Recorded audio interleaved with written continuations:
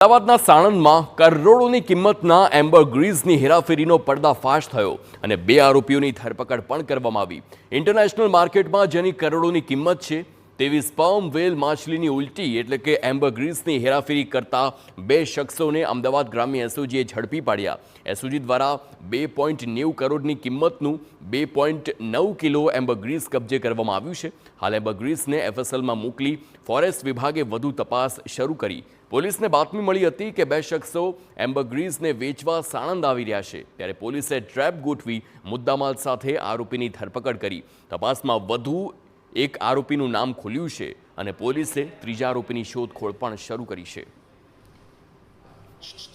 અંગત રાહે બાતમી મળેલી કે 2 આરોપીઓ છે તે એમ્બરગ્રીઝ સાણંદ ટાઉન પોલીસ વિસ્તારમાં વેચવા આવનાર છે।